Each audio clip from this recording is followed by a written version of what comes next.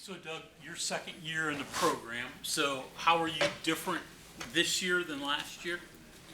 Uh, even though we have a new offensive coordinator and everything, same pretty much schemes and everything that we've had, and just knowing everybody around me now, especially like the front five, is it's very helpful, and that's really about it. Is it nice to play without a cast? Oh, it's been great so far. Through the spring and through fall camp so far. Yeah, it's been a lot nicer. Do you feel like you didn't really get an opportunity to show people because you basically played one arm? Yeah, I got a lot to prove this year. I played half the season a little bit handicapped, so I think this season's going to be different. You talked about the new offensive coordinator, new scheme. No differences at all, at least for the offensive linemen. Nothing really, or is it small, subtle things? Or what? I mean, yeah, there's some small, subtle things within there, but offensive line play is pretty much going to be the same thing. Everywhere you go, it's just learning the new calls, or there's a little bit new schemes in there, but not too much. Why is this offensive line going to be better than it was last year? I think our chemistry is just so much better up front. You can tell the room has changed a lot. Since I got here, last winter or 2 winters ago. I mean, just the chemistry within there. We're all so close now, and we all work so hard together throughout the off season. I think it's just a whole different room. Growing up in West Virginia, what does the backyard brawl mean to you? What do you remember watching it while growing up, and what are you looking forward to? To be honest, growing up, didn't watch it too much. Grew up down in the southern part of the state, and was a little bit of a Ohio State fan growing up and a Marshall fan. So really didn't know too much about it. I just know it's a big rivalry. Played in rivalry games. You played at Virginia Tech. What is different about rivalry games than just any other game? How do you approach it? Yeah, you gotta approach it the same way, but there's a little extra chip on your shoulder. That they just think they're better than you, and it just gives you a little bit more of an edge to go out and just practice that much harder for a rivalry game. Has there been a certain buzz around the team leading up to it, knowing that this is the first game of the season? Oh yeah, there's definitely. I mean, we've had the countdown for it, ever since 200 and some days. So we've definitely been looking forward to this one. Adjustment for you with the new tackle beside you this year? Are you used to it yet, or is it still a work in progress? Right now, we're still working on it. I still got 2 different people beside me fighting for the position and everything. I think they're both doing a great job, and I think it's a really tough competition between them right now. And there's a few things they do different, so having to adjust to those a little bit depending on who's beside me. But besides that, I think they're doing a great job. You communicate to them, or they communicate to you? How's the communication go between them? Really, all 5 guys are trying to communicate with each other what we're seeing every play. So, I mean, we're always trying to communicate. Those 2 guys, Jaquay and Brandon. What are the nuances? How are they different? Quay's a little bit of a bigger body. He got longer arms, and it shows a little bit in the pass game. And Yates is just a little bit, has faster feet, I would say, and he's just a little bit quicker, that much quicker off the ball. So maybe one a little bit better pass pro, one a little bit better run blocking, would you say? Yeah. What was it like being the new kid on the block last year, and how has that changed now? Just being on new kid on the block, it was pretty much like being a freshman all over again. Trying to gain everybody's trust, showing everybody that I deserve to be here, deserve to play and stuff. And now, pretty much us just taking over the O-line. All 5 of us trying to take over the offense, just trying to get what we need to be done.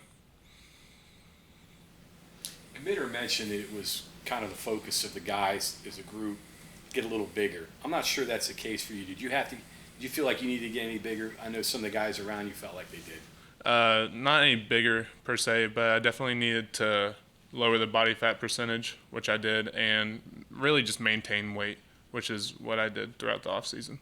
Yeah, I know in James's case, he felt like he needed to be a little bit heavier to get a little more push. Right. And so your deal, you're okay with where you're at? Yeah, I'm sitting about like 320, and that's what I was all throughout the season and everything. So to maintain that weight and just lower that body fat percentage was mainly my goal. Can you through the year? I mean, I know August 1st is different than November or whatever. Do you keep it throughout the year, or do you have to work pretty hard to stay where you're at 320? Yeah, it takes a little bit of work, working with Haley and Coach Mike, trying to maintain that weight, making sure hydrated and eating enough. So really it's just working with Haley and Coach Mike. But across the board, from tackle to tackle, you guys are bigger than you were last year? Yeah, I would say so. We've all put on some weight, some good weight. Yeah. We've worked really hard this offseason. I think you can really tell. Freshman teammates coming into camp, do each one of you all, the veterans, kind of split up a guy to take under your wing a little bit? How do you all help them get comfortable, learn those first lessons? Yeah, I would say it's more of like, the O-line is more of a unit. So, everybody's in there is trying to help them out, even the young guys, not even just the first-year players. I would say it's everybody in the room just trying to help everybody out. Like even during practice, if we see, hey, your step was too short on this play, you missed with your hands on this play, like we'll communicate with each other no matter who it is, really. Is that a grind for them to get through? I mean, watching your drills, there's so many things that are 2 steps, 3 steps, 1 snap of the ball, just those first things. Is that tough, and does that make you really anxious to get into full-scale scrimmage where you can go and actually execute the entire play? Oh, yeah, it's definitely a struggle. O-line work is just really just trying to get those fundamentals down to where you really can't mess up.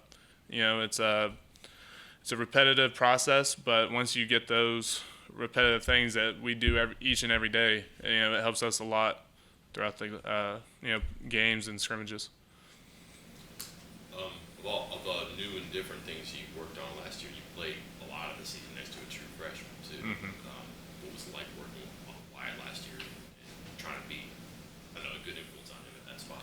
Yeah, so I've known Wyatt since we were 6 and 7 years old, so it really wasn't that much of a hassle to be alongside him, and we played together in high school, so we knew each other. But the main thing was just just giving him any tips that I could, helping him out when I could, and during the games, just always trying to communicate with him and make sure that he understood his assignment and what I had to do as well. It's not the same now, but like the competition at right tackle is you're kind of, I don't want to say you're in charge of it, but like you're going to have a lot of shaping from one play to another in practice on what those guys do. Do you find any similarities about trying to help those guys along in those kind of new positions for them? Right. Yeah. I mean, it's a very similar thing. I don't know if Yates has ever played on the right side. I know Quay is pretty new to it as well. So also just relaying to them, what we have that play or what they have, trying to make sure that they understand and that there's no confusion up front. Do you find it kind of amazing that there's a 5-man offensive line and 3 of you might be from West Virginia? Yeah, I think it's a really special thing, honestly. What happened? I mean, that 3 guys from within the state who, doesn't produce very many Division I players would wind up together with maybe the team on their shoulder. Yeah, I don't know.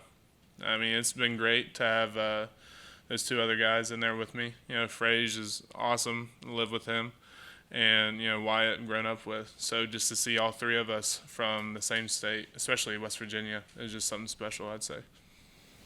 Who's the hardest guy on the defensive line to block? I'd say it has to be Dante. Yeah, for How sure. have you seen him get better? I know we keep hearing. What do you see from having to block him every day? So throughout the fall, just this fall camp, he's reading the offense a lot better.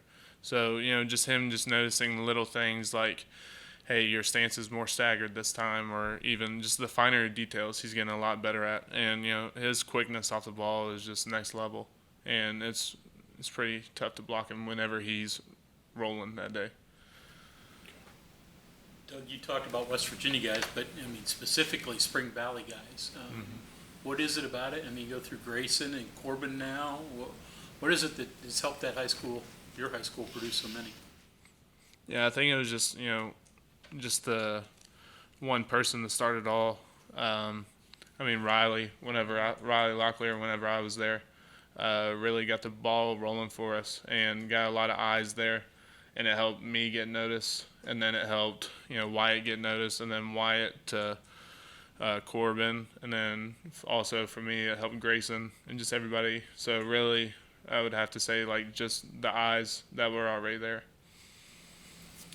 Played a lot of college football at different places. A guy like Jordan White, what value does he bring? You hear the phrase Swiss Army knife. What does he bring to the table? I mean, Jordan White's just really good player. I mean, he's athletic. He's so athletic, and he's works his butt off all the time. And he really is. He's really our Swiss Army knife. He can play any three of those interior positions, and he's just really good to have within the room. I think he brings a lot of energy as well to our unit, and just for him to be in there and know all three spots and be able to do anything we need him to do is great. Pound for pound, maybe the strongest guy? Heard that. Don't know? I don't know. All right. Somebody threw that out there that he was one of the stronger guys. He is one of the stronger guys, but I don't know. Who would you say is the strongest in your opinion? It's close. It's close between Jay White, Frazier, and Gamitter. They're all up there. Okay. Those would be the top three in your Yeah. opinion? Yeah. Okay.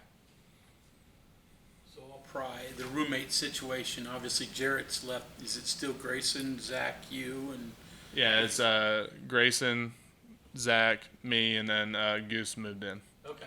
So you changed out one quarterback for another. Yeah, we did. So you- somebody to pick on. Yeah.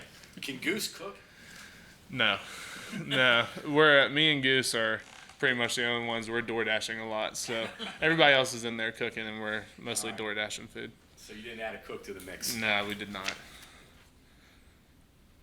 Just another hungry mouth. Oh yeah, Can he play golf? he can. Goose can strike the ball pretty well. He can. Yeah. All right. Anything else for Doug?